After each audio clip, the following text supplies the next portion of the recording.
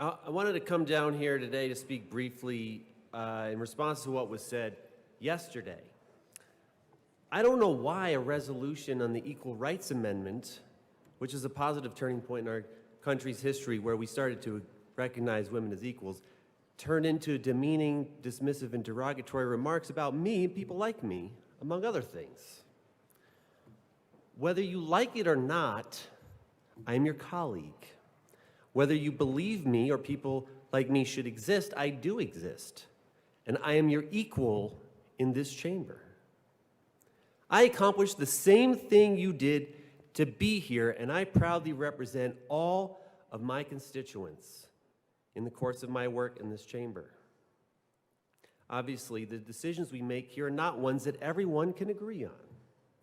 But I do my best to do the work of my constituents put me here to do every single day. I have no problem disagreeing and accepting that we disagree on a topic. But I won't take my disagreement to the level of insulting and demeaning my colleagues. I believe in decorum and collegiality in this chamber, and I believe in respect for people despite our differences.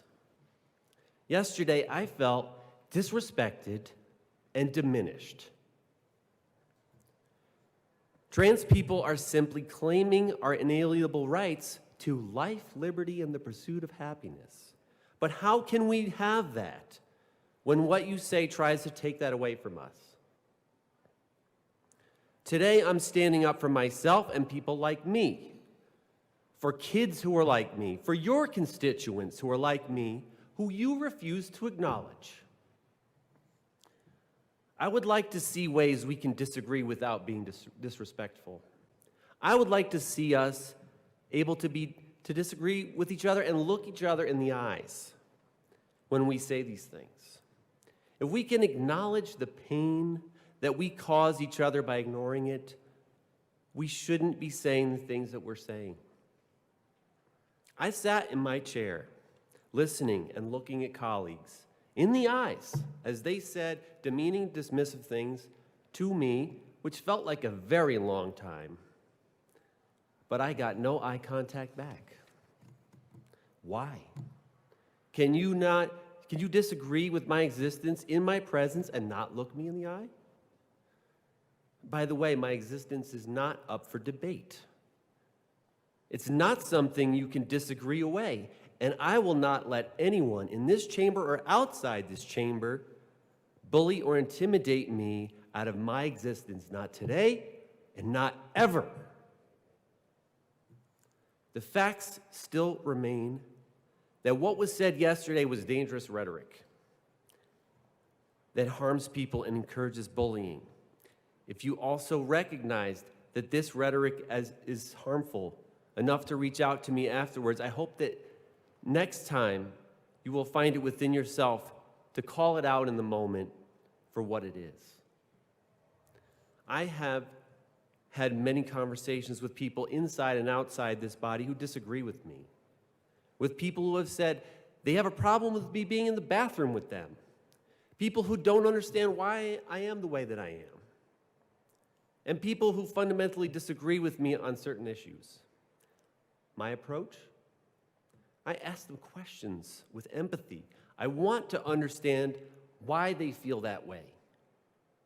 Although I'm the one in the position of less privilege, the one facing the hardship, I ask their feelings and their positions. Very few people bother to ask me about me. Many of you think, what could I possibly have in common with that person? Many of you don't care to know or want to learn about people different from you, because if you did, I think it would be a lot harder for you to say the hurtful things that were said yesterday from this well. We have been granted great power and responsibility with the badges we bestow on our lapels.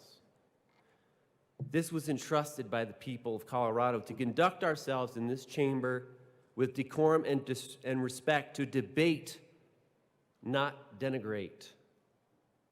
I ask you to use your power wisely. Our relationships are built on trust and mutual respect. We don't just speak to the TV cameras. We speak here to our colleagues, to our constituents, and to young people. And the words that we say affect me, us, and them. I implore you all to think about the words and consider whether or not you can look your colleagues or your constituents in the eye when you say these things directly to them. If you can't, I would suggest that you find kinder ways to disagree and foster a better environment for everyone who occupies these hallowed halls and those who observe us here. Thank you, Madam Speaker.